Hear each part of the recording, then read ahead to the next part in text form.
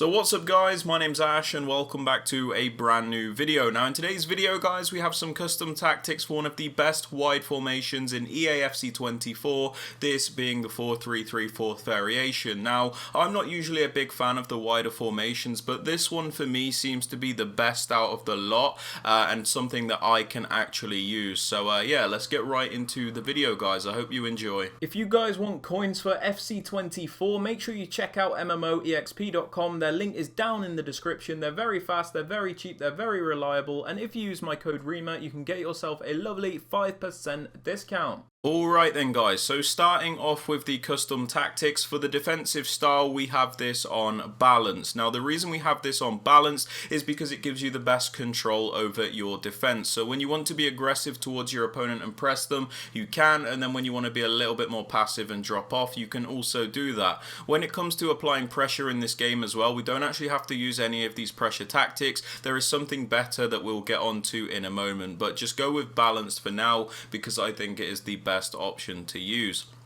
Now moving on to the defensive width guys, something I've been preaching a lot to people recently is using a lower defensive width. Now what a lot of people say is use a higher defensive width because people are going for cutbacks all the time, and while that is true, it doesn't really affect it having a higher width. People will still go for those cutbacks, so I really don't think there is much point of it. You're much better off having a lower width to keep your team nice, narrow and compact to at least stop all of those attacks through the middle, and when your opponent goes down the wing, manually getting out to them is probably your best bet in my opinion. Now moving on to the depth guys, this is what I was on about when it came to pressure in this game. If you're on the new gen version of the game and you have your depth on 71, you'll basically get a very high press from the AI, very automatic press, very overpowered.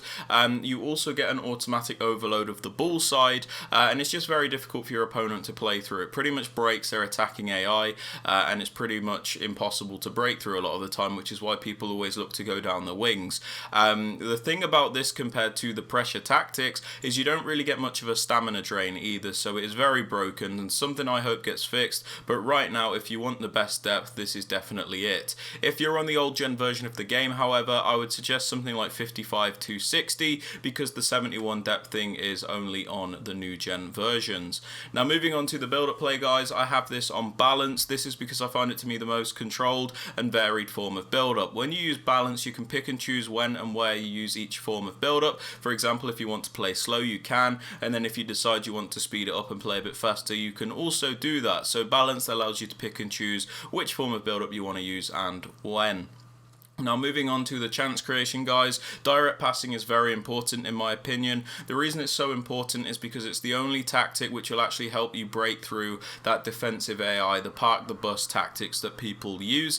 Basically, direct passing, when your opponent is camped in his box, what this tactic will do is make your attackers push very far into your opponent's box. Sometimes your players will run offside, but what will happen is the defenders on your opponent's team will follow them, and then your players will track back and the defenders won't be near them, so then you can do like a cutback. It's a very boring meta, but a very important tactic to use in this meta.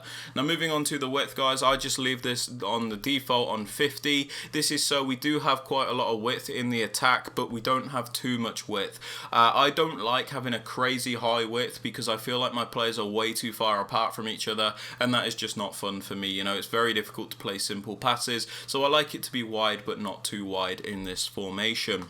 Now moving on to the players in box guys, this is a preference thing, but I just have this on 6. This is so we can get a few players into the box to finish off our chances, but we don't overcommit everybody on our team to the point where if we lose out on possession, we're not always going to get counter-attacked. As for the corners and free kicks guys, this is a preference thing as well, but I just have these both on 2. You guys can do whatever you want with this. Sorry to interrupt the video guys, but I have noticed around 90% of you that watch the content are not subscribed, so if you are finding any of these videos helpful, please be sure to hit that subscribe button as it does help me out massively. Also don't forget to drop the video a like as well. And with all that aside guys, let's get back to the video. Now moving on to the player instructions guys, on the striker we have him on stay central and get in behind.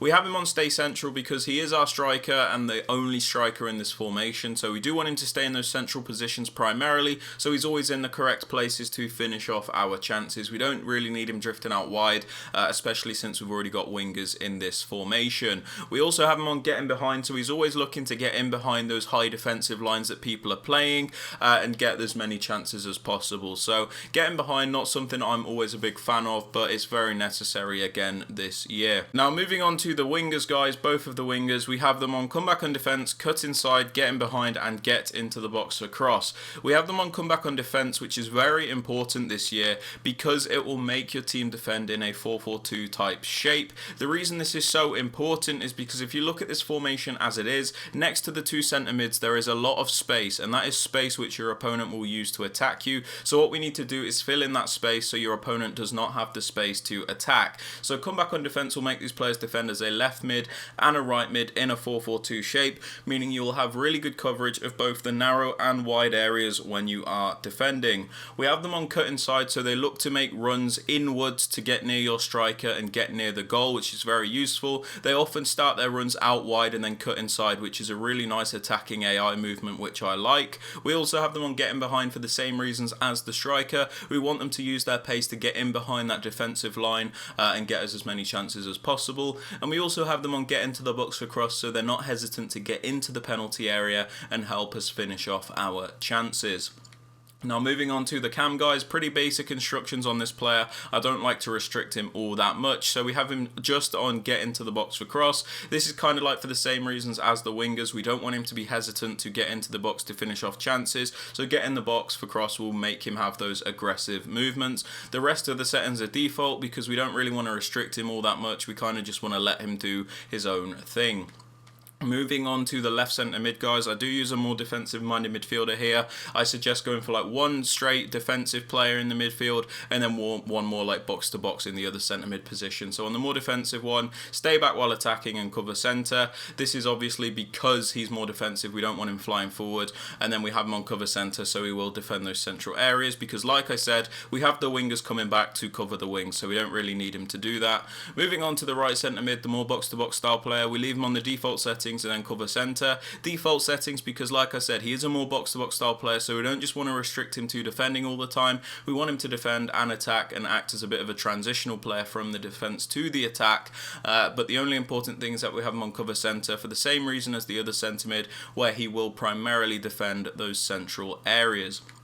Moving on to the fullbacks, guys. On your more attacking fullback, I just have him on balanced. The reason I just have him on balanced as opposed to balanced overlap is because we've already got wingers, so we might not always want this player to run out wide. Sometimes we might want him to make those inverted runs to give us another option inwards, so we don't always want him to overlap because like I said, we've already got a winger, so mixed attack is good as it will make him contextually trigger an inverted run or an overlapping run based on the situation. The other fullback, the more defensive minded one, we have him on stay back while attacking. This is so we have 3 defenders back at a time, so we're still nice and defensively sound. So we've got like one fullback going forward and the other one staying back. And then for the 2 centre backs, guys, I leave them alone, and as for the keeper, I also leave them alone, but you can put them on comes for crosses and sweeper keeper if you would like to. But yeah, guys, that is everything for the video. I hope you've enjoyed. If you have, please be sure to drop it a like, sub to the channel if you are new, and don't forget to turn on notifications. And with all that aside, guys, I hope you have a great rest of your day, and I will catch you all in the next video. Peace out, guys.